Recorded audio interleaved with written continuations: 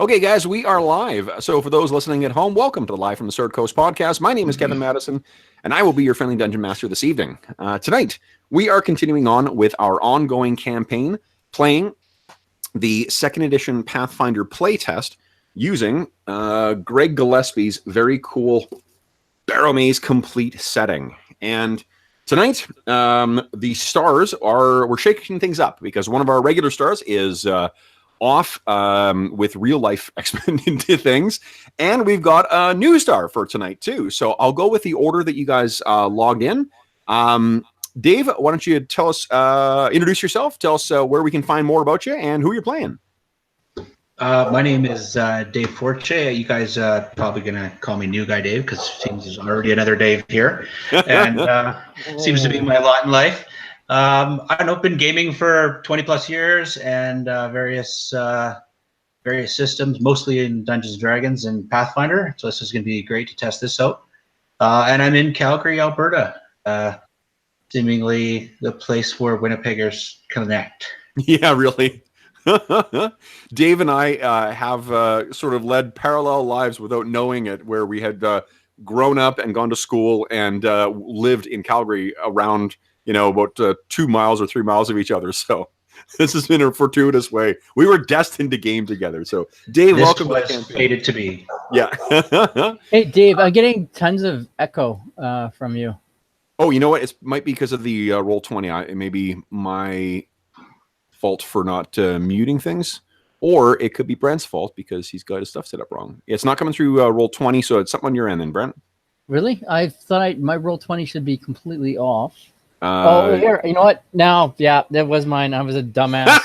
I had my stereo on and my headset on. Sorry, guys. With that, let's do a quick introduction for you, Brent. Hi. I'm also grew up in Winnipeg, where I still am, and just figuring out that having a microphone and a stereo on leaves a lot of feedback. And I will be playing the first level human paladin, Sir Albus Modius. Okay. And last but not least is Steve-O. Yo, I'm playing Werbin Silverstone, a dwarven druid. Nice. So let's do the old camera shuffle and get us into Roll20 here, and then we will do a quick introduction for Dave's character. Let's see here. Camera off. Let's see here. I'm going to go share screens, applications. Here we go. Boom. Got that. Present to everyone. And here we go. Okay, so I got to do a quick refresh here. Get my camera active. I like the Roll20 name, Dave. New Guy Dave. All right. The way it is. So, our scene will open then with Wes. You have come in from Ironguard Mott. Earlier today, you were traveling in from Ironguard Mott. And Ironguard Mott's a town of about 1,600. It's a fortified town, and it is the center of the Duchy of Eric. And in Ironguard Mott is where the Ironguard family, including Viscount Lord Kel Ironguard and the rest of his immediate family, apart from his eldest son, that's where they all rule from. And but where you've come, however, is to the smaller town of Helix. Helix has got about 680 people in it, give or take. And I'll give you a little background fluff here, which I think Brent and Steve's heard at least 2 times, and Brent has heard at least once before. So local villagers whisper of a mysterious place deep in the marsh, a place shrouded in mist and dotted with barrow mounds, ruined columns, and standing stones. The tomb robbers who explore beneath the mounds, or rather the few who return, tell tales of labyrinthine passages, magnificent grave goods, and terrifying creatures waiting in the dark. Are you brave or foolish enough to enter the Barrowmaze? Well, of course you are. Because otherwise, why would you show up in Helix? Helix is a shithole otherwise. Yeah. So let's very quickly talk about the Barrowmoor itself, because there is some sort of common knowledge that you'll know about the Barrowmoor itself. you'll hear, and I will stumble over the names Barrowmoor, Barrowmaze, and Barrowmounds quite a bit. The Barrowmoor is the giant swampy area south of Helix. The Barrowmounds is an area within that. It's about a mile wide that has all these sort of burial mounds in them. And what's said to be is that underneath those mounds is a place called the Barrowmaze. And the Barrowmaze is said to be full of, well, first off, why don't you give me a D20 roll? Let's see what rumors you've heard about the Barrowmaze. This is what Wes is coming from. Nice. Let's see how this goes, folks. Fortuitous. So here's what you've heard. And this is likely from some like twitchy ex-adventurer, someone who maybe made one expedition into the Barrowmoor and was sort of on his way out as a caravan guard. You were asking around to see if you could hear anything about the, what to expect from the Barrowmaze, how to access it and stuff like that. And what this trembling veteran told you with like kind of a wide-eyed shaking stare is that all of the rumors are true. Everything you've heard about the Barrowmaze and everything you will hear about the Barrowmaze, it's all true. And I will leave it to you to compare notes with the rest of the guys at the Brazen Strumpet in Helix afterwards. But now let's see here. You are likely, because there isn't really a community of halflings in the Duchy. You're likely from somewhere to the east, where we're sort of like civilization is. But to be honest, like that's not where the adventure is. What we're concerned about is here. So your backstory, you feel free to fill it in, but it's not likely to really matter all that much for the purpose of the campaign. So let's see here. Other than to inform you of how to roleplay your character, I guess, if you're going method. Where is it?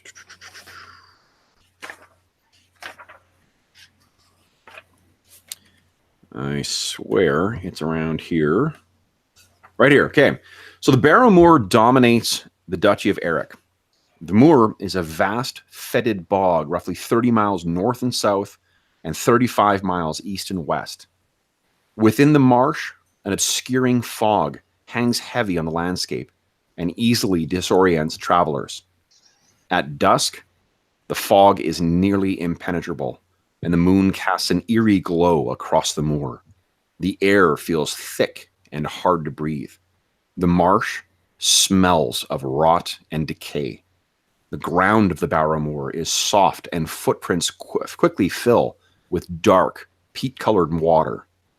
The bog is difficult to navigate due to the tangled and near impenetrable mass of decaying trees, weeds that stand 7 feet high, knotted vines, and deep pools of black swamp water. The moor is an unnervingly silent place. Occasionally, the deep croak of a bullfrog can be heard before it plops into the water, or perhaps the distant caw of a raven. But otherwise, the moor is strangely quiet. Stories abound about the monsters and inhabitants of the Barrowmoor. A tribe of froglings is known to exist somewhere in the central eastern portion of the marsh. These small frog-like humanoids often emerge from the moor to attack caravans traveling back and forth along the trade routes to Helix and Bogtown. Locals also tell stories of pterodactyls and larger pterodons flying above the marsh. The rangers, brave enough to journey across the bog, also tell tales of lizard men conducting strange rituals around ancient standing stones to the south. For much of the year, the Barrowmoor is near impenetrable. During the fall, winter, and early spring, the marshland is simply too soggy and water-covered to traverse. Over the last 2 seasons, though, the populations of Helix, Bogtown, and Ironguard Motte have grown with adventurers in the summer months. And this is due to rumors of adventurers accessing the wealth beneath the Barrow Mounds. The Barrowmaze itself, you've heard, has some kind of connection to a forgotten and blasphemous faith, to the now dead god of death, Nurgle. The truth of that, you can't tell, though. What do you think brings Wes to Helix? What is it that he's seeking in the Barrowmaze? I'm seeking a new home, because things didn't go quite so well the last place I was at. have tried to help some people. I was a perfectly good guide, to be honest, and it's really their fault that they almost all died. And it's not that I'm not a capable guide. In fact, I can track footprints filled with peat water all day. But really, it was totally their fault. That's terrific. It was a complete misunderstanding that they all got eaten by bears. Yeah. Well, they might still be getting eaten right now. I'm not sure. It's only been a couple of days. Fantastic. So you beat feet to get to Helix, hearing that the market was good for effective guides. Correct. That's actually hilarious that you're playing this character too, because routinely the player characters have forgotten to get someone who's trained in nature or trained in survival. So last session, what you've heard about as you're kind of as you get to town, one of the first stories you will hear is that two local, wannabe adventurers, a half orc named Skurg and a goblin named Badonk. They just took yesterday. They took a trio of, or rather, two adventurers and their pet dog out, and before noon, we're back with their corpses because they got lost and then they were attacked by a bunch of giant leeches. Well, I not only bring the promise of understanding nature, but I also understand survival. So some guides come with one, some come with another. I happen to come with both. Fantastic. So as you make your way into Helix, you can see Helix on the left side of the screen there. Mm-hmm. The things that really stand out, it's nightfall, as it always is when people arrive in Helix, at least in my world. On one of the most notable things you see as you're going in first is this giant tall tower here. Now, one of the things that did Roll20 fritz out on me? What's going on? Can you guys still hear me? Yeah. Yep. Okay, cool. I tried pinging and it just started pinging and it just left that red circle there. That's weird. I saw the ping. Yeah, it's all. Now it's green. I'm just going to refresh my screen here. Hold on. So green. You're green. Oh, the page is unresponsive. I will wait and see what happens. Okay, so the big tower there is something you notice. It's a tall, made of stone, looks very much like the illustration does, and then at the peak of it, there's this strange metal protuberance that's sort of sticking out of the top. Now, one of the things that you do in second edition Pathfinder is you can do what's called a recall knowledge. And one of the ways, so on the, hold up, I mean, hop out and hop back in here, guys. It's Roll20 is pissed off at me today, apparently. Are you sure you're not using Brent's computer? Yeah, apparently. Oh man, Brent, were your ears burning on Friday because Dave was rolling like you normally do? Oh, yeah, I'm just going to close out of here and I'll go back in because it seems to be uncooperative right now. So let's see here. Turn my camera back on. Hello, and I'll go back in. Oops, wrong thing.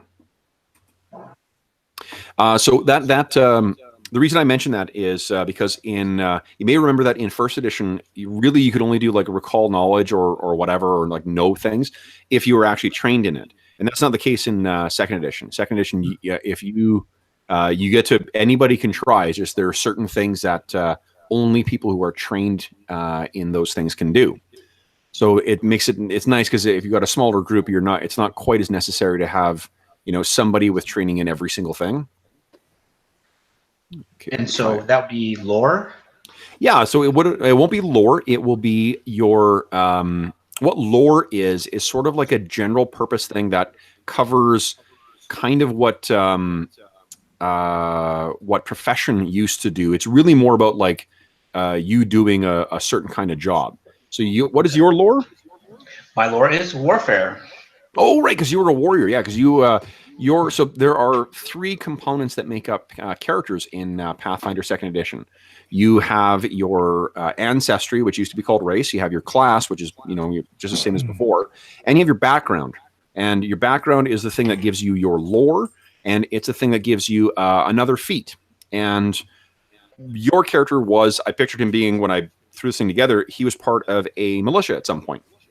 So you've actually got training in that, and you know stuff about like mercenary life and and that kind of stuff.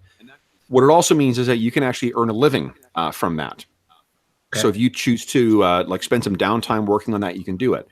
Now, while you can use recall knowledge and everything, it's the DM who rolls that.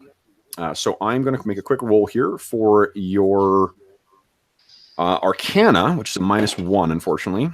So you look at that that giant steel cylinder sticking out the top of that tower, and you're like, that is the weird. What is that? Lightning rod, maybe? I don't know. Strange, anyway. You've heard that there are 2 places where you can find a repast and rest in here. One of them is called the Foul Pheasant, although that was more recommended as a place to satisfy the more carnal or sundry kind of interests, so gambling and brothel. The place you're likely to stay, unless you want to find a hayloft in a farmer's barn, is a place called the Brazen Strumpet, which you've heard is run by a guy named Ballo. And Ballo is well known to everybody in these parts because Ballo used to be an adventurer.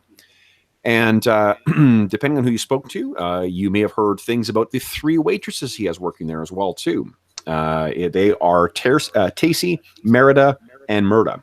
Sorry, is that right? Tacy, Urgrit, and Murda. All 3 are said to be lovely. All 3 are said to have different degrees of approachability. When you walk in, you can see that over at number 3 here. Hey, the penguin's working again. Number 3, you can hear the sound of a blacksmith forge going at it. That place is the Axe and Anvil. And what you can see is inside there's one dwarf that's working there, and then outside of it there is another dwarf with thick red hair who is talking to a fairly tall human guy, and sort of like affixing this very big and fancy-looking set of half-plate armor. Brant, why don't you give us a quick description of what Sir Albus looks like? All right. He has short hair, short blonde hair, a well-kept beard, and wears a suit of plate. If he's not wearing that right now, he'd just be in sort of like a traveler's clothes. Well, it's you having the stuff tried on you, Brent. Like that. It's, okay. Yeah.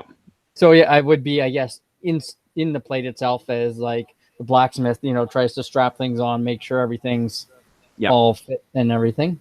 This is Karg Barrowgut, the guy who is the proprietor of the Axe and Anvil, and he's just affixing everything to you and sort of like, yeah, does it feel right? Oh, this feels great. Well, as I told you, it's worth the wait. Now, let's get that off and get some drinks in us. You want to keep this here or take it with you? You're probably staying in the Brazen Strumpet. Yeah, I should warn you, Dave. I do terrible accents, so... Every dwarf is a Sean Connery knockoff? Really, and also I will forget and continually lapse back into that accent. So okay. I apologize ahead of time for that. I'll try not to make my character sound like Frodo. All right. So Albus, you see these this newest caravan has come in. Other things that you see of interest, you'd heard about number 4 here, which is the Mercenary Guild. It's run by a guy named Osen, and you've heard that either if you are looking for work with a group that's either going to be in a part of a caravan or going to explore the Barrowmoor, the Barrowmaze, anything like that, that would be a place to go and get work or to find people for hire. Number 6 is number 5 rather is the I think that's the Silver Covenant Caravan Merchant Company, which is basically it's the regional sort of like trading authority. If you need anything special brought in, or if you want to hire on with the caravan, that's the place to sort of find that. It's a guy named Billworth Turgan who runs that place. There's also up at 7. That is Turgan's Trade Goods, so it's a sort of local shop. Number 6 is the Shrine to Saint Yig. The shrine is where Saint Yig is sort of like the all-purpose good god of the region. The only real thing you need to know about Saint Yig is that the members of the church are aggressively evangelical and have been spreading across the northern reaches, trying to convert people to the faith. There are 2 different, broadly speaking, like pantheons. There is the Futurus, which is Saint Yig is part of that, and that's more of like an Eastern church. And there's the Angramak, and the Angramak are the more traditional, faiths. And that includes the Green Man, and the Green Man is really what most people in town worship or worshipped before the Church of Saint Yig came here. There That would were also no be Saint Yig acolytes in the last group. None. None. So, Bill, what were you going to say? And that would be the second pantheon. Would be what the Arcantrix god is, right? My goddess. Your church, yeah, Arcantril is actually part of the Futurus. So you are part of the new faith. Okay. Yeah, and the Odd Filmer is back. Someone who joined us on Friday, he's back again today. So howdy. Okay, so then I think that's all of the interesting bits that you need to know right now. You came from the okay. So you know what? Depending on how you see your beliefs, because you're a ranger, there's also part of one of the members of the Angramak is Hearn the Hunter, and Hearn is said to be the Green Man's son, and he's sort of like your, it's the generic, hunting god from every fantasy setting, and that might be someone who you follow as well, depending on how religious your character is. I don't really see, because people are changing faith so quickly, I don't see it as being a super, super religious setting. Although one of the nearby communities, not the Duchy of Eric, but a nearby part of the Northern Reaches, is a place called the Prelacy of Middenmark.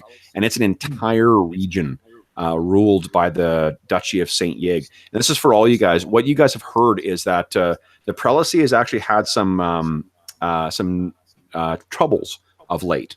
In particular, the capital, which is a place called Threshold, is said to be hiring mercenaries left, right, and center because they think that there is an army of giants marshaling in the Northlands that intends to march on them. So if you guys are finding that there is a shortage of help here, that's partly why.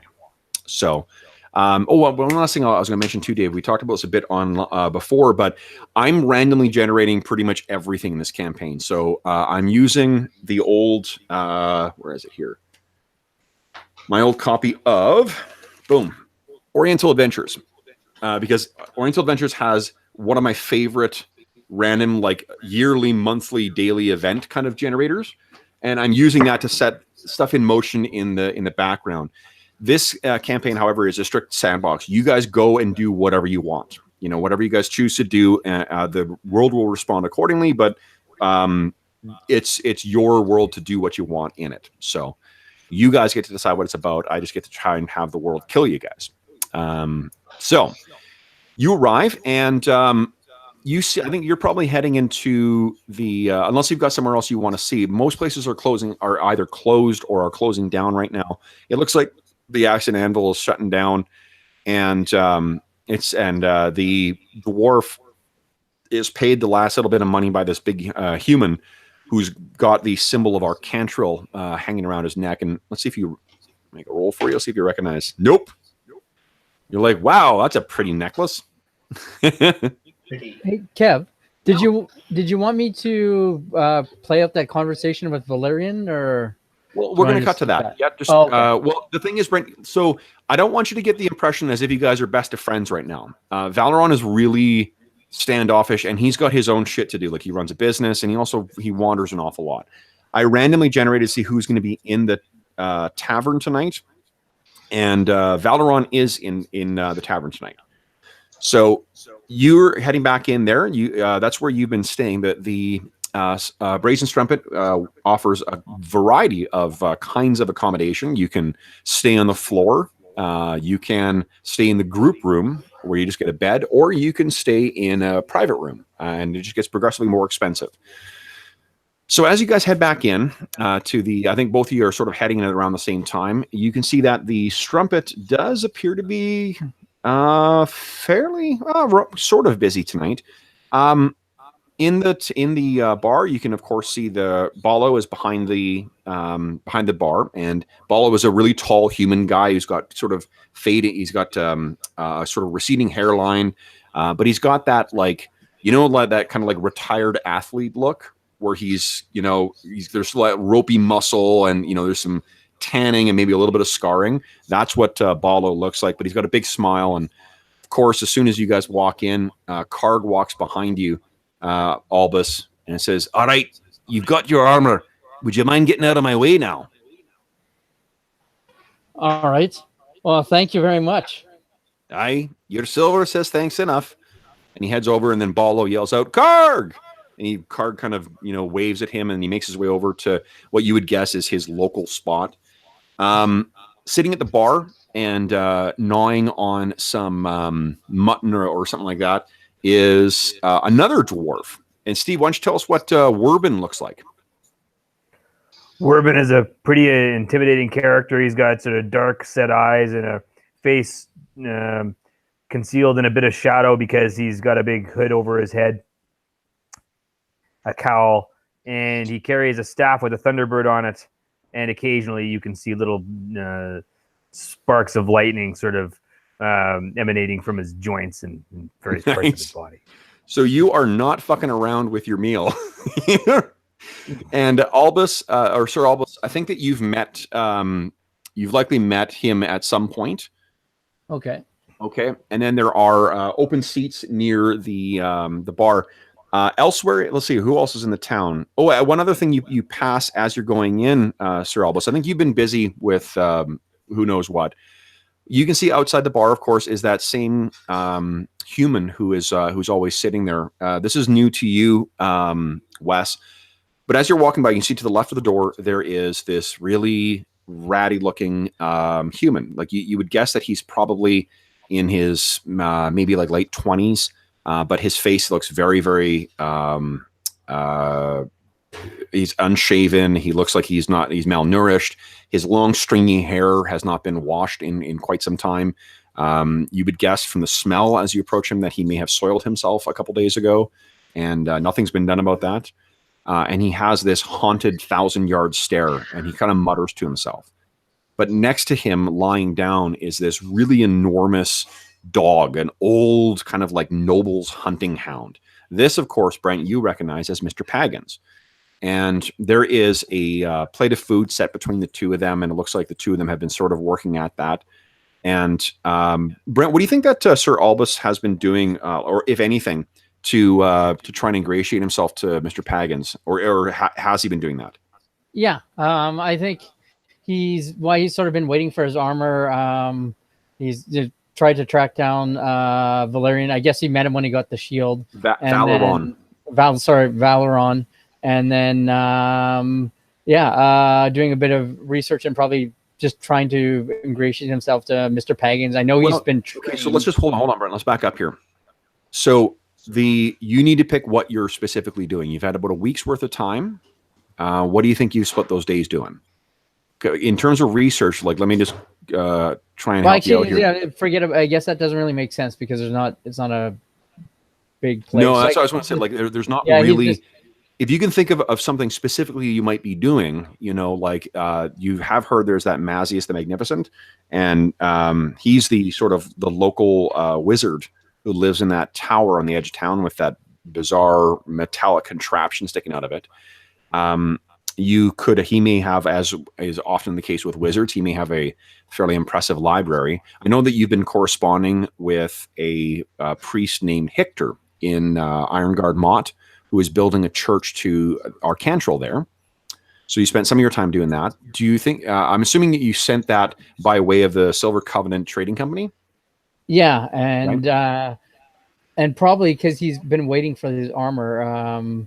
Aside from making a point of talking to Valeron, maybe he's just probably killing some time at the bar and I don't know, trying to befriend Mr. Pagans. Sure. Because we know he's trained because he accompanied us to the burrows. Yeah. He's just not imprinted on Elvis. But why don't we do this, Brent? Why don't you give me a nature check? Looks like you've got a -1 to nature. All right. And We'll do a couple you'll of be these and buying him see. like treats and stuff. Yeah, and let's just see how that went over. Okay, an 8 is not great. Okay, so like at first, what's happened is you found that Mr. Pagans, he did accompany you guys back, and then after you had Coulson put to rest in the graveyard behind the Shrine of Saint Yig, once the dog left the grave, eventually he sort of took up Alistair, the homeless guy, as sort of his his ward or whatever, or his watchman. And you found that when you tried to approach him, you could get close enough to toss some food at him, but that was about as close as you could get. Go ahead and make another roll. Let's see if you've improved as the week went on. All right. Hey! So you had a real breakthrough about, say, like the midweek. You've been dropping stuff down in front of Mr. Pagans, and then finally he sees you coming one of these days, and he gets up and his tail starts slowly wagging. It's the first time you've seen him wag his tail really since Coulson was sent to rest, or his former master was set to rest. And you're actually able to go and get him to take food from your hand, and then he sort of like shoves your hand, waiting for wanting more food. I'm going to give you +2 on your next roll because that was really, I think that's not quite a crit, but it was pretty close to it. So go ahead and give you one more, please. All right. And I'll get you +2. Hey, that's a 20.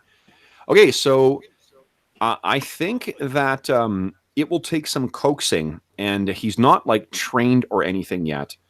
But you're going to be able to start training Mr. Pagans.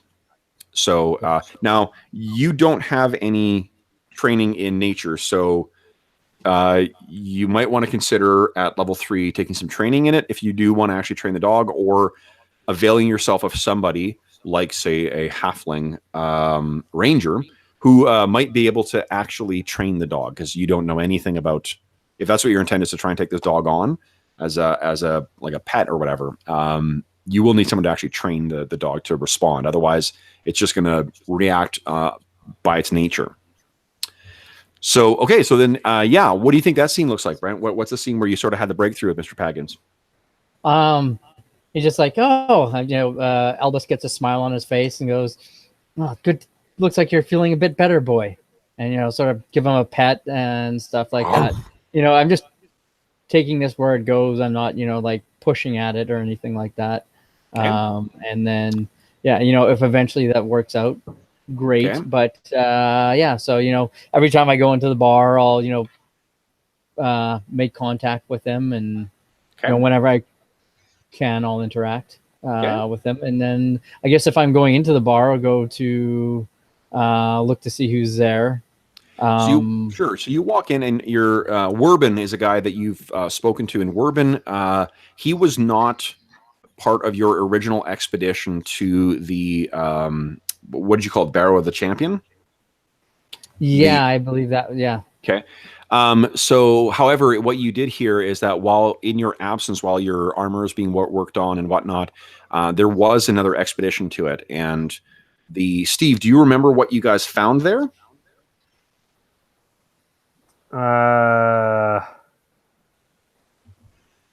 Sorry, it escapes me.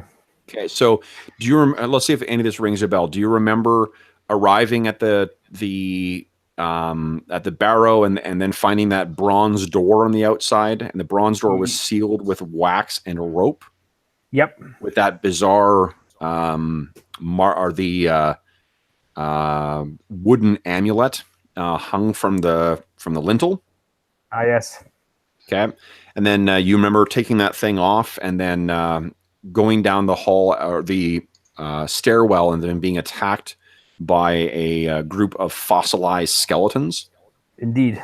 Yes, you remember Pello, your henchman, dying. I remember that. Poor Yep. fellow. Yep. And then what happened is you guys were you made your way down into the big chamber, and you sort of thought about trying to push on, but I think you guys decided to return and see if you could arrange a time to come back with someone more durable, if you were. Like you heard about this paladin that the guys had been adventuring with, who was a very capable warrior and in particular a frontline warrior. So maybe you came back, but then people started getting distracted by different things. So that initial group has sort of fallen apart. You and Albus have been talking about making a foray back out to the what do you call it? To the Barrowmoor. You just need more people. Now, Dave, you still there? Yep. Okay, great. So I think I may need to refresh mine. I've lost your camera here. One sec. Boom. So when you guys, when you walk in there, Sir Albus, you can see that Werbin is still, hood up, and he's shoveling away some food.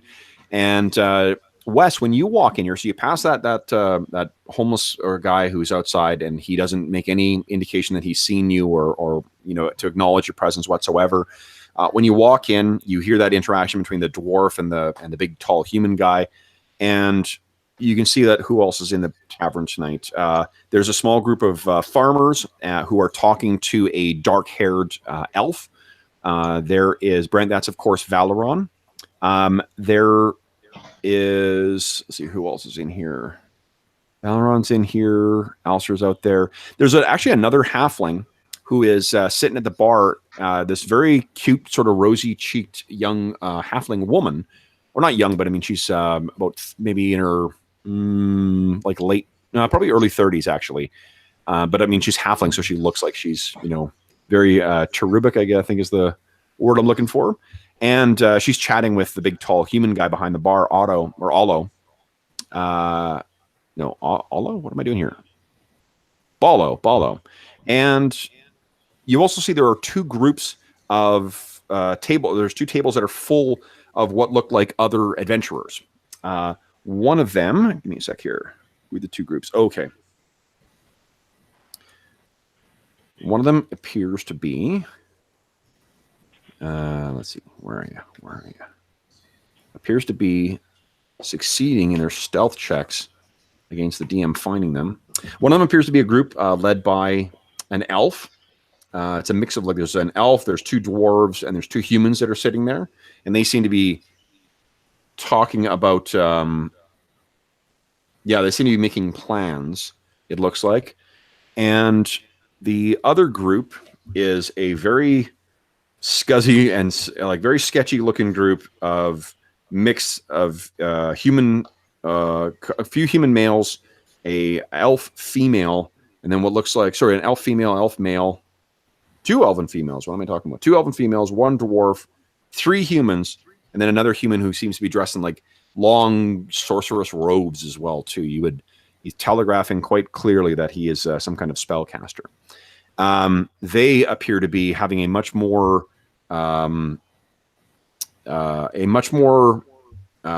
the word I'm looking for here? A conspiratorial conversation. They're all hunched around and kind of talking to each other, making sure no one hears and whatnot. But that's the atmosphere you find yourself in. Everyone seems to be. There are three lovely barmaids making their way around. What do you want to do, Wes? I'd like to position myself somewhere near the beautiful halfling woman. Not that I want to be direct about it or anything, but just in case she happens to look my way. Okay. So you make your way up, and you get to the stools, and the stools helpfully have a second little rung on them to get for those who are a little more vertically challenged. You scamper back up, and then you see the tall human who's talking to the halfling walks over. And he says, "Oh, welcome. My name's Ballo. Welcome to the Brazen Strumpet. This is my place." Oh, I've heard of you. You're quite the patron, I hear. Well, it's very kind. Very kind. I take it you're new to town. Welcome to Helix. Yes, just came in not too long ago, actually. I'm Wes Littlefoot. Nice to meet you. Wes, lovely to meet you. Wes, I imagine that from your travels, you are both thirsty and hungry. And I might need a place to stay if the price is right. All three of things, all of those I can accommodate. The first important decision you'll need to make is whether you want goblin size or troll size. Now, are we talking food or drink? Plunk, he puts two big pints in front of you. One of them is small, one of them is very large. I'll start with the goblin size. A prudent man pours a draft for you and plunks it in front.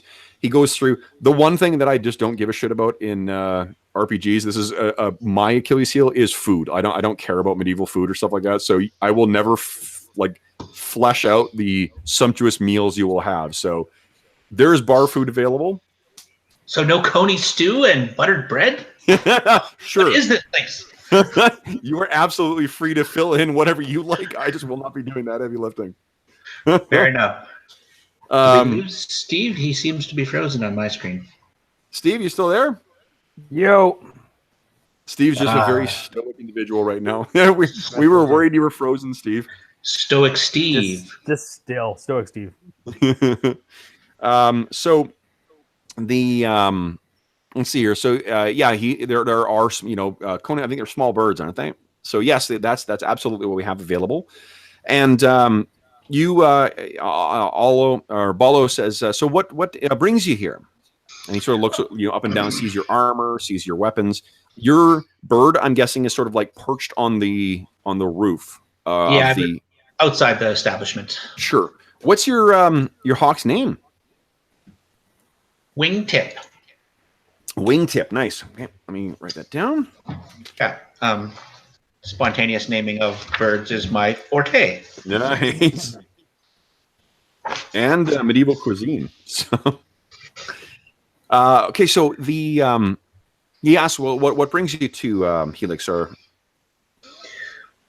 I'm a guide for hire, and I've heard this place is in serious need. So I've come here to offer my services to those heading into the Barrowmoor, and we'll see who steps up first or second. Guide.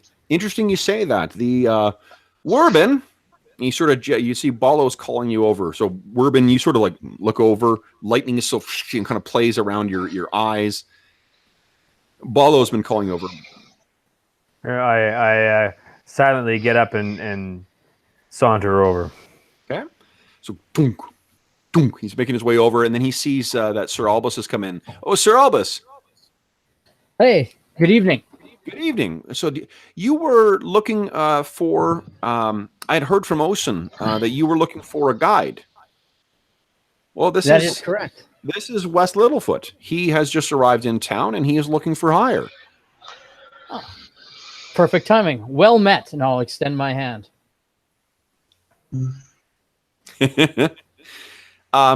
Indeed, sir. He says, I don't mean to cut into Ocean's profits, but perhaps also you may have something to discuss. Much appreciated. Yes. That halfling woman, is she part of your group? No. Oh, okay. Just never mind. Just curious. Let me see if I'm going to make a society roll for each of you guys. Brent rolled a natural 1, so that's not great. And Steve, you didn't really know. No, you actually you've seen her around, but you don't know who she is. You've seen Skurg talking to her, the half-orc alchemist,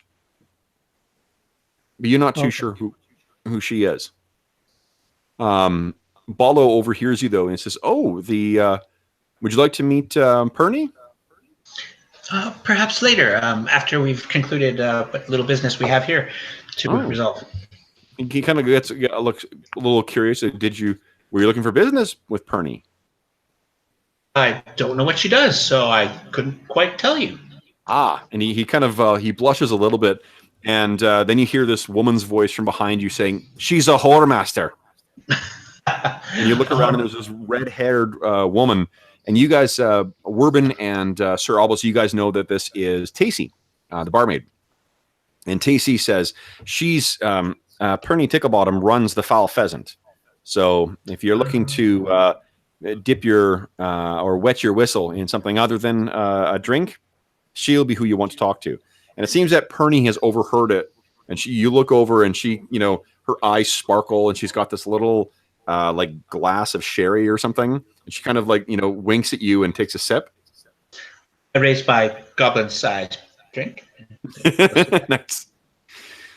So I will leave it to you guys to sort of fill in Wes in character about what what exploring the Barrowmoor and the Barrow Mounds consists of and what it requires. All right, and I will, say I have some more information on a barrow that we have explored, and I definitely like to go back. And so I will relay to them a bit of history that I received from my correspondence with my order. Brent, do it in character as much as you can. All right. So, are you just looking up are you looking up the email? Is that what you're still on for?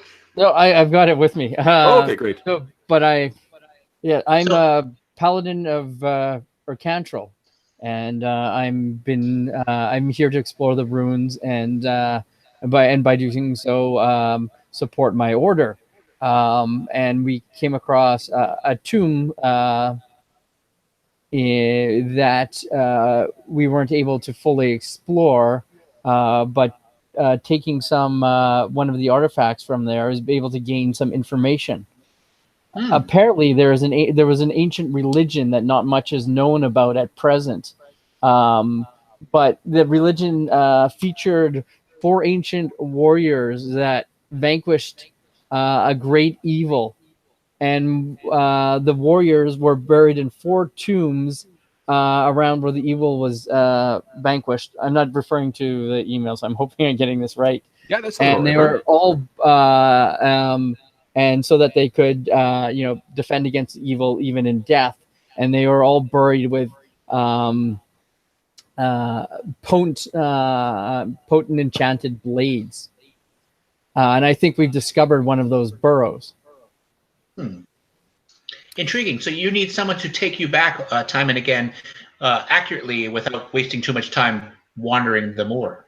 Right, and to help us explore and enter. So one of the things that just because your characters would remember this, they've been living in here and planning and whatnot too. One of the things that makes the Barrowmoor campaign a little different is that it does require, like the Barrowmoor. First off, no one there. You know that there are ways of accessing the Barrowmaze, but no one's found it yet. Hey, Kevin, I just gotta disappear for like 2 minutes. I gotta say goodnight to. Absolutely. Yeah. I'll just fill in Dave with what I think Steve already knows, and maybe just refresh Steve's memory. So and Kev, just let him know. I would, for Albus, he would share everything and try to get them to go with him. Sure. Yeah. Okay. Absolutely. So what he tells you, and what sort of Ballo it probably chirps in with as well, is that the Barrowmoor, so the Barrow Mounds are found about 10 miles into the Barrowmoor. The mounds themselves are it's exactly what it sounds like. It's rows and rows and rows of these basically mounds under which some barrows, these tombs from some forgotten culture, and some of the tombs have been disturbed. Some of the tombs have exposed doors, but a lot of them have flagstones put on them that need to be destroyed, like shattered with sledgehammers. And some of the tombs are also buried and actually need to be uncovered, requiring like hours of labor to do it. The more people you bring with you, the faster that labor goes. But the sort of complicating factor to this is that the Barrow Mounds, the Barrowmoor itself, is full of all sorts of dangerous things like froglings, lizard men, and giant leeches, and giant toads, and wandering undead, and all sorts of just awful things. In addition, the mounds themselves have just tons and tons of undead that wander them, and with the perpetual kind of fog that hangs over it, even at the height of day, it makes it really hard to predict when they're when they're going to show up. And and also any noise that you make generally attracts attention. So shattering flagstones, that causes a problem. Dave learned recently that thunderstones are a real problem. The guy, I think, was Pello the one that was the peg leg guy with the parrot? I think, or is he the one? Or that was another guy, wasn't it? Pello wasn't the one who. Steve, you were the one who was at that session, Right? Yeah, I'm trying to remember. I think the hireling, he had a parrot that used to say, "You're doomed. You're doomed," And he's doomed. He, I believe, is doomed. I believe he was the one who died. I think it might have been Pello. I'll double check the session afterwards, but. That's what you But get. yeah, so what that requires is that if you use your weapons to try and break the flagstone, it'll ruin them. So what you need is to bring sledgehammers out, and you need to bring shovels. And hirelings will help with that, with getting into the Barrowmounds faster. But that also requires you to bring extra people with you. We'll put this on. Hence the hirelings. So, listen. so that's what it is. Wes, did you have any questions that Ballo or Steve? Do you have any questions? Like, is that what you like to do? Listen? Not at the moment. Listen? No. So, good Sir Dwarf, I happen to notice some of that. It's a little obvious to me. Maybe the lightning thing. Is that a normal occurrence around you? Is it dangerous? Do I have to like keep a certain distance?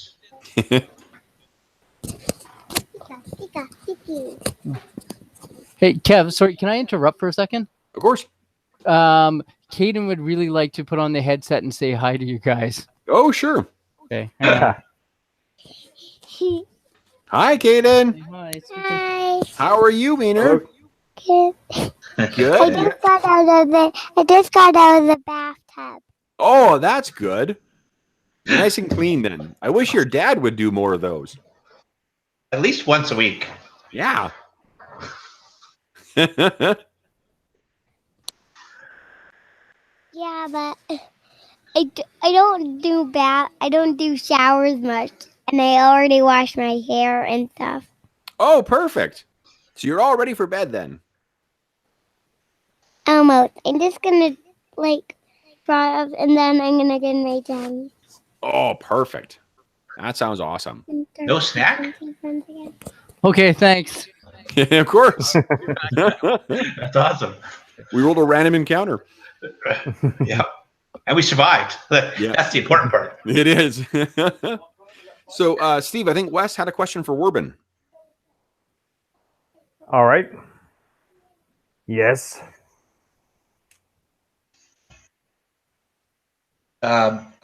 So the lightning stuff, the blue, is that a normal thing or is it dangerous? Because do I have to like stay back? I noticed you were sitting a couple seats away. I didn't want to come too close initially, but no.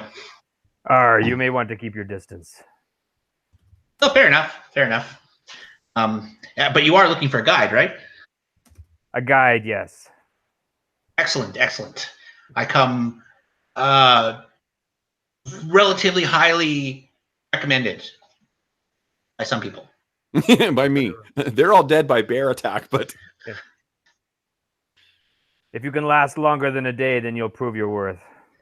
Oh, I'll prove my worth, all right. I just don't prove my worth very well with sledgehammer or pickaxe, but I have very other qualities that more than make up for it. Or But you look pretty strong. I bet you can swing an axe pretty well. everybody swings axes. Yeah, I'm sure they do. Werbin is not much for conversation, apparently. So No. the sort of scuttlebutt around the strumpet tonight is that last night apparently the shrine of Saint Yig caught fire. There's been a bit of a hubbub as to what what caused it. There's some people have said that there was this mysterious woman who is in town who some adventurers accused of being involved with the fire for some way or for some reason. But it seems like those adventurers also had a disagreement with two of the acolytes who occupy the church or the shrine of St. Yig as well. Whatever the case is, it's closed for services for a couple of days as repairs are affected. That's sort of what passes for excitement. It also seems that there's been yet more dead henchmen brought back to town as well. Oh, that doesn't sound quite so good.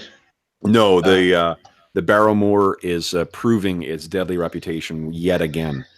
What you've heard is that two henchmen, a torchbearer named Otto and a henchman named, actually whose name they forget, but he had a dog named Old Jack. And Old Jack, Otto, and the nameless henchman are all dead now. Brought back to town, completely drained of blood, white as a sheet. Oh, that doesn't sound good at all. No. Drained of blood. So, so what were you guys thinking? The what happened last? Werbin, you have the tomb that Brent's character was talking about. That's the one that you went back to with Vax, the human abjurer that James plays. The what's his name? Wizatilli, the goblin cleric of Crom, and what's the other character that was at that session? Wasn't there someone else who was there as well? Oh, and Skurg, the half-orc alchemist. So you guys all went back to the thing. That's where you found that wax seal. That's the second time some of the group had been back there. But you guys came back to town rather than, pressing further in. Yet another, henchman corpse to bring back. So that tomb actually hasn't been fully explored yet. Okay. Well, I recommend we return back to the tomb where we came from. Ah. Sounds like a smart plan. Have you a map to this location? Have you made markers of any kind? I know the way. Excellent. Let's see here. Werbin. You are trained in survival, which is pretty good. So you guys are going to, I guess whenever your paladin gets back, he's gone to the privy. Is there anything you guys want to, like anyone else you want to talk to in the bar, or anything you want to do for the evening? Any plans you want to make? I could use another bourbon, but that's in real life, so. I think Balo can help you with that. While Brent's gone, I might do the same, if that's Sure, right. yeah, absolutely. I just got back. Oh, okay. So Wes has gone to wet his whistle. Brent, is there anything that Sir Albus wants to do otherwise? You did see Valeron in the town, but he seems to be, or in the bar, but he's talking to some those same farm friends that he's got, the farmers in the town. So he acknowledged you as you come in, but I think that the most appropriate time for that conversation was when he was being given the shield, and then the name of that those elves came up as. Yeah. What is it like? Let's just quickly like I don't want to role play through the whole thing. What is it you were trying to achieve with that? Basically, because he said the shield was the Thornwood elves would recognize the shield. That I would ask him if he has contact with them, and if the elves might know anything about the Barrows. He's a member of the Thornwild's elves. So I mean, so so he knows them. Like that particular tribe has a specific look to them. They've got very dark hair, dark eyes. That's what he looks like. He says, he knows them, and they know to avoid it. Is the extent of what they do. I mean, the Barrowmoor holds many dangers as well. Their most pressing problems they have, or the difficulties they see, are with the lizard men that occupy the southern parts of the Barrowmoor, for the most part. But and then they've also got sometimes some disagreements with the dwarves of the Moon Peaks. But they know that it's a quite dangerous place. But he doesn't know. There may be, the elves are just like any other people. There may be some young people who have gone to explore, that area. If you go to one of the communities in the Thornswild, they may have some more information about that. He doesn't know. Okay. But it's not like they've got they don't have a regular involvement with it. It's sort of like, it's basically, it's pretty far away from them. It's almost 30 miles away from where they live. And it's got a lot of dangerous ground between where they are and where the mounds are. Your people are long lived and have a long memory. Would there be anyone amongst your people who might know more of the history of the lands and the burrows? That they may. I don't know. He doesn't know, at least. okay. Yeah, I mean, like they may, but I mean, it's not like it's a land of humans. I mean, it's a as far as the Thornswild elves are concerned, it's a cursed human culture that has now disappeared from the realms of men, and it was a cursed human cult that occupied or at least a cult of mortals that occupied the Barrowmaze itself, and then expanded out, and it was. Not really been a concern of theirs. They don't put their people to rest there, so there may be, but it's unlikely that they're going to know an awful lot about that. Okay. Well, I will thank him again for the shield, and then said, I really appreciate that. If you ever need my aid, you know where to find me. Sure, he appreciates that, and he will definitely keep that in mind. So mechanically, Brent, like you're not quite at the point where you've got a renown with the elves of the Thornswild Forest, but if there is, if you keep in touch with Valeron, he may be able to feed you a quest that will gain you some renown. Okay. Okay, and then we'll deal with that in like blue booking in between sessions if something like that comes up. Okay. And okay, so then you get back, and it looks like you guys are now. We've only got another half hour left in the session. So, what would you guys like to do? And Brent, I may have said this before you got on, but what I've decided to do is that everyone ends up back in town at the end. Anyone who survives ends up in the back in town at the end of a session. That way, I don't have to deal with any who's in what tomb at what point. Yeah. Okay. Okay, because I just with the nature of this campaign, I just don't want to deal with that. We tried doing that with a session 2 Fridays ago, and it makes it really hard to play the in between sessions. All right. So we're just going to assume that everyone, if you're not, whatever you get done is what you get done, and then you come back. So, what would you guys like to do in the last? You guys want to try and make it out to the that same barrow? Now, what you've heard, Brent, is that some of your colleagues did make it out there with Werbin, and they were able to they found it disturbed, right? They found that you remember you guys heard those voices further off, deeper in the barrow? Yeah. What they found is that when he got back, the door was sealed with wax and rope, and there was a amulet on it, and that they found there were more undead within these. More of those fossilized skeletons, ones with a weird, water growth, calcification, kind of, disfigurements on them. They fought a couple of those. They lost the henchmen to it, and then they made their way down to the main chamber, and then sort of came back to town to try and find you, basically, because they needed someone who's got basically they need a tank. They need someone who's going to help protect the squishier members of the group. All right. Well, I wouldn't mind going back with this new knowledge, and there's one more bit of information you guys have picked up. What do you call it? There's also been another group that has recently, and it's Skurg and some other guys who went out to the actual Barrowmoors itself. You may remember that the Barrow of the Guardian is actually outside of the mounds themselves. It was on that separate sort of area where there was water around it. Well, actually in the mounds themselves, they found one mound and began the laborious task of excavating the entrance. And they've still got about 5 hours of digging left to do in it, but they did get about 6 hours of work into it. So that is an option as well too. They've been excavating that, or you guys can go and try and explore more of the Barrowmoor. So mechanically, guys, what you can see is if you look further down on the screen, this is the map of the sort of you guys are collectively sharing. Right. And what you can see is on where that red box is, and that little goblin. Right.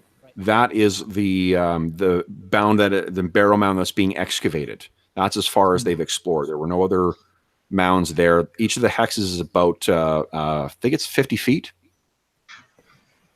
It's either 50 or 500. I think it's 50. And because of the haze, that's as far as they've been able to see. But that whole area, like the moor, these are sort of the dimensions. If you can see where I'm pinging, I'm not sure how zoomed in you guys are, but it's a massive sprawling area. So you could try and make your way back to the actual mounds themselves and see what you can find there. But what do you want to do? We should bring some pick swingers, guys with good, big, strong muscles who will help break the. Yeah, I'm a fan of that.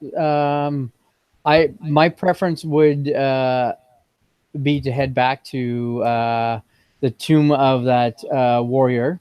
But if you guys would like to keep digging, I could provide support for that in exchange that on another occasion that you would help with the other burrow. Do you guys have a preference? Would you accompany me to the original one, or do you want to keep digging? You could go to the one that you're familiar with. I'm quite happy with that. Once I get there, I'll be able to guide you back and forth quite easily. You'll see. We cut to a scene of people being chased by bears saying, "God, where is he?" So that could be quite useful, especially if you're staying in town. Let's do it. So then you guys next have to consider whether you want to try and hire any hirelings. With that in this town, normally I'm the one hired. Fodder's always good to have. I will follow your lead. So it will be the next morning that you would be meeting up with at Osen's Mercenary Guild to see who's available. But I'm assuming there's nothing else you guys want to do tonight, so we'll just sort of skip through to the next morning. If you look at my email from earlier, that's what you will find as you guys are walking into Osen's. And the way I sort of picture Osen's is like, when you walk in, it's a long rectangular building, and the first sort of long room is full of like benches, basically, where people sort of sit and wait to see if they can get hired either by a caravan or whatever. And there's like kind of like a ticket window kind of area where Osen is, kind of hangs out. And he sort of, as you guys walk in, he's sitting behind the counter there. And Osen is, oh shit, I cast him last session, and I'm trying to remember who the fuck he is. Oh, dang it. Oh, no, I cast a Billworth Turgan, who is, in the movie version of our campaign, is played by Bob Hoskins. Nice. Yeah. And the, let's see here. So I think that Osen is, so I know he's about a middle-aged human. He does have, he's got experience. You know what I'm gonna say is he's played by Bruce Willis, like old fucking Bruce Willis too. So old, bald, surly, hates his job, hates his life, Bruce Willis. So you guys walk in, and he sort of looks up, cocks an eyebrow, and says, as you guys walk in, you can look over and see what's available. And what you see there are 3 humans who are sitting there. 3 of them appear to be sort of like mixed race, common folk, and then one of them is clearly a Northman. There is a human who is kind of like working on tying the last of this rope ladder. He seems to be armed only with a dagger and does not have any armor. And he kind of looks up at you guys. He's in his early 20s. There is a big Northlander with stylized leather armor with lots of like runic tracings on it, who's armed with a long sword and a dagger. He seems to be sort of pacing back and forth. And then as you walk in, he kind of looks over. That is Ragnar. The first guy's name is Larklock. Now then you see 2 guys who are sort of talking to each other, and they're really the Mutt and Jeff of this group. There's a great big human guy named Barwood who has a massive club, and Werbin and Sir Albus, you guys have heard about Barwood. Barwood's got a bit of a reputation of a bully and a thug. And then next to him is Grig, who's this rat-faced little guy who has a club and a dagger, and he claims what you've heard is that he can get discounts and deals for his employers. He and Barwood seem to be friends, and they seem to be talking to each other. So as you guys walk in, they all sort of stand up and look over. Who wants to take the lead here? Ragnar looks kind of steady, and knowing the reputation of the others, I will, and being someone with high moral values, someone who's a bit of a thug is not really my style. So, Ragnar looks like a warrior, so I will look at him and go, it looks like you have a fine sword arm friend. Aye. 2. And he sort of flexes for you. He's a big dude. I keep an eye on the other 2 creepy looking dudes, Barwood and Greg. And So Barwood and Greg, Greg sort of says, "If you want strong," and he sort of slaps the Barwood. Barwood stands up, and he's about a head taller than Ragnar. And Barwood sort of looks down at Ragnar and then flexes. And he's not really like cut or anything like that, but he is a really big guy for a human. Okay. And Greg kind of looks back at you guys and says, "Huh?" Mm-hmm. And sorry, roughly again, how much were hirelings? I think it's like for skilled hirelings, I believe it's like 10 silver per day, or per day, and you got to pay 2 up front. 2 days. 2 days. That's outrageous. So it's only the trip to the Barrowmoor. You can go to the Barrowmoor, do some like messing around, and then come back all within a day. It's only a 4-hour trip. The difficulty comes when you get lost if you don't have a guard, and if your henchmen get eaten by giant leeches before you get there. That's always a problem. Yeah, skilled. Sorry, 5 silver pieces. 5 silver pieces per day for skilled, and 1 silver piece for laborers or torchbearers. All right, Ragnar, would you be? We are looking to employ someone to join us in the exploration of the Barrows. Would you be willing to lend your sword arm? If you're willing to pay, and he kind of leans in and looks, then I'll come. We are. Make a perception check here for you. Clearly, he doesn't know our reputation. No. All right, Wes. I rolled for your. Actually, instead of a perception roll, I used your lore warrior, and looking at this guy.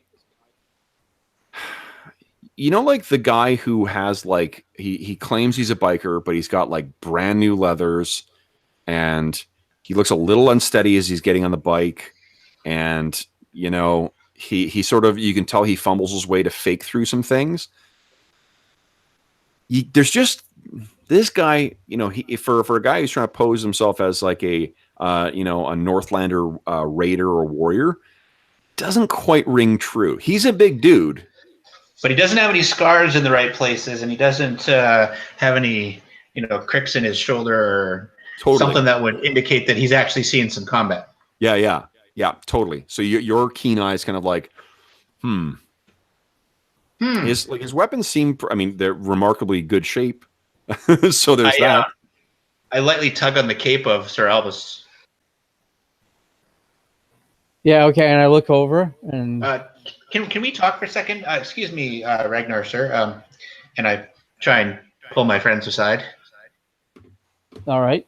And then discreetly, I've been around a few fighters. I've kind of grown up around folks all my life who good at swinging the stick. And this Ragnar guy, he looks a little green. I don't mean green man like nature like. I mean, he hasn't swung his stick at anybody but a practice dummy, and his leather armor looks really nice and all, but it doesn't have any stitches. It's like you just bought it. Albus, you sort of, or Sir Albus, you look over. Now that he says it, it does look like it doesn't look like it's really been exposed to the elements all that much. It doesn't seem to have any real knocks or any the kind of battle battering that you would expect, or battle weathering that you'd expect from a someone who's worked as a caravan guard, even, you know. Yeah, and I might have missed that at first. You know, being a noble, I'm probably used to people getting either really nice stuff or having their crappy stuff replaced with nice stuff. So Yeah, you're the doofus. What do you call it? A doofus upper class guy. So if I were to scan over our two friends that are talking to each other, Barwood and Greg, what would my assessment be of them now that I'm conscious of this? So People. let's see here. I mean, conscious of that, Barwood, he doesn't hold himself like a member of the militia or something like that. Like, these guys are not trained soldiers, but you would guess that these guys can handle a weapon. They've probably, judging from like the fact that Barwood's missing like 2 teeth in 2 different spots, makes you think that he likely is no stranger to combat. And Grig, you would be fairly confident of that he may not have actually slit anyone's throat before, but he does look like he would. It wouldn't have been his first time threatening to do that. He's well, at so least long as he considered doesn't it try to one. do that if I ask why we're sleeping or in mid something or other. Mm. That's actually you bring up another interesting point. So one thing that I will also roll is when you guys hire hirelings, like, there's a difference between hirelings and henchmen. Henchmen are characters that actually have levels. Hirelings are just like torchbearers or men-at-arms or something, things without levels. If for you automatically get to hire the hirelings and whatever torchbearers, laborers, alchemists, sages, whatever things you want to hire that don't have actual levels. You just roll a diplomacy check, and that determines how loyal they are to you. It's only when you're hiring a henchman, someone who's actually got levels, that you do have to actually engage in an actual contest to try and get them to hire. That can go poorly. In our last session on Friday, they tanked the rolls so badly that basically the one fighter who they're trying to hire is like, no fucking way am I hiring you, and no one else should work for them either. And it ended up doubling the cost of all the other hirelings. That's awesome. So what do you guys think? Like, there is, of course, Larclock as well too, but Larclock is at best a torchbearer or laborer.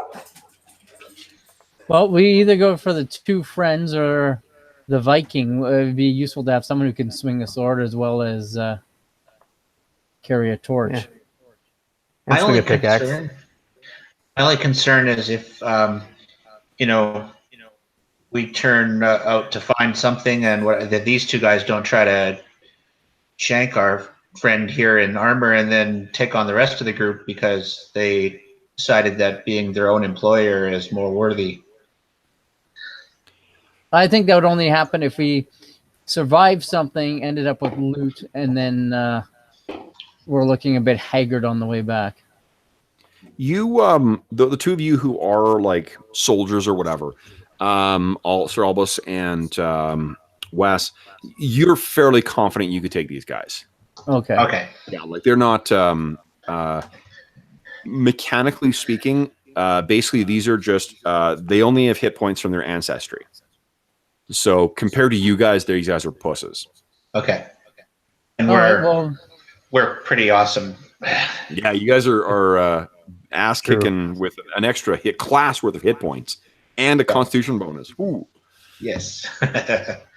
Yeah, we should take these 2 along if we want any sort of suitable help. all right. Sounds like a plan. Let's go with that then.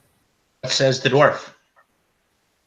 The dwarf says we do need people to hide behind, so let's do it.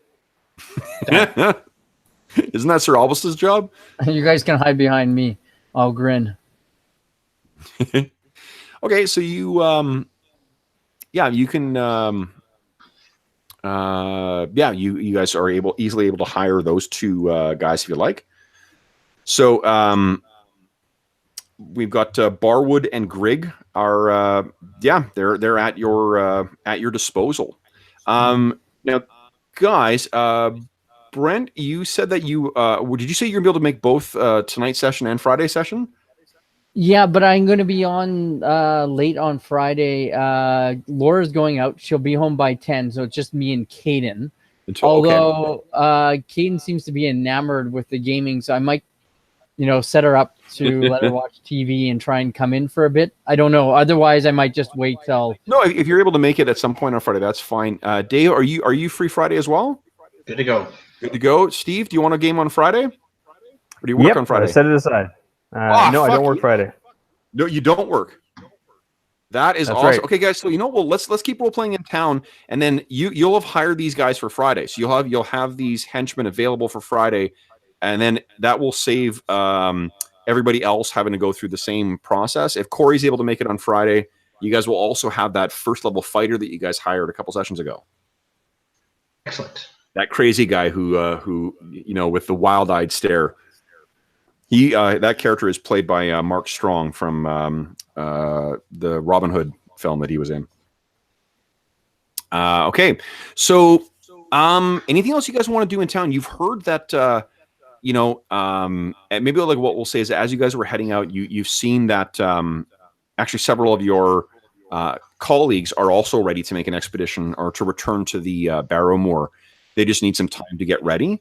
So is there anything else you guys want to do for the remaining 15 minutes we got in the session? Well, I'll run this by this guy. The son of the noble. Sorry, I don't have my notes ready to go offhand. Was it Lord Kell, or which is the son who wants to adventure? The son is Porthos, right? Yes, Korthos. Now, Jeff will be back, and Badonk is likely going to have a story about him. Okay, because I was going to say, I heard he might someone who'd be interested in partnering in the exploration of such a.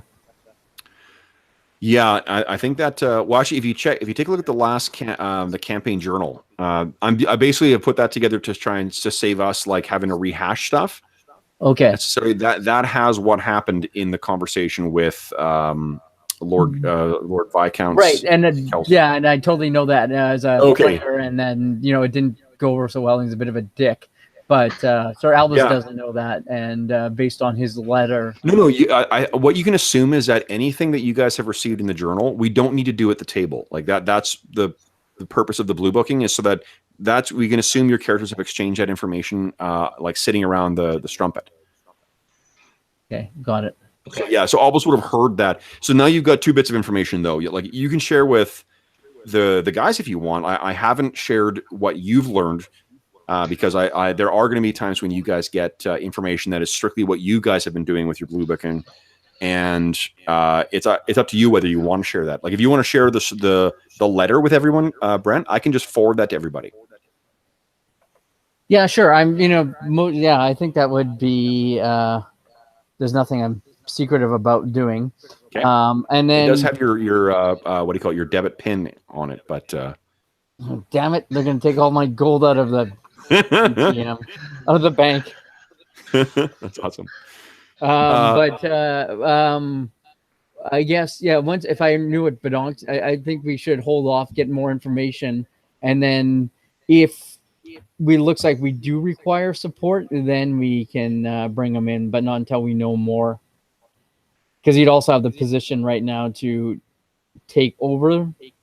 Yeah, and that's the thing is like they're push us aside.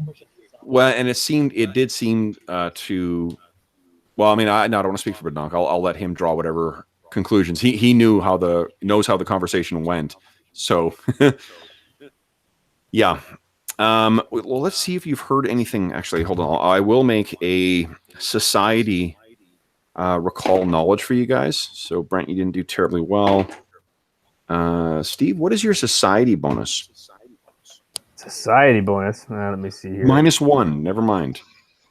You know squat. And then Brent's got +3. Yeah. So you guys haven't. Do I get a bonus? I've got a feat that vaguely recall. Courtly graces. I don't know. That's only for nobility lore. Never mind. Yeah. Well, I mean, the guy's a noble, Brent. So no, you're absolutely right. Let me roll again for you. Good use of your feet. Hey, that's better actually. Right. So what you've heard is that he's giving you guys a run for your money in terms of how many henchmen he's killed. He seems to regularly, he has made expeditions to the Barrowmoor and to the Barrow Mounds, but he is, I think maybe once out of like 5 times he's gone, he's come back with a living henchman. He's just left their bodies there. He has come back with some loot and whatnot, but what you've sort of heard is that it's his 2 thuggish bodyguards are the ones that are basically keeping him alive. Yeah, you've also, as you said too, like Aulus Blackfell is his seneschal, or like his hanger on, and Aulus is very bad news. He encourages the young lord to indulge all his worst instincts, and often to try and benefit Aulus as well. Oh, that's unfortunate. Yeah. So, anything else you guys want to do before we call it a session and then plan for Friday? Find a place to sleep. I believe I was in negotiations earlier, but we were discussing things and didn't quite get to that. Yeah. Did you want to? So your options are you can pay for what's the cost here? Cost for a room, or rather a spot on the floor, is 3 copper pieces. A bed in a group room is 1 silver piece, and a private room for 2 is 8. Definitely Who wants not a private room? private room. Oh, come on, big boy.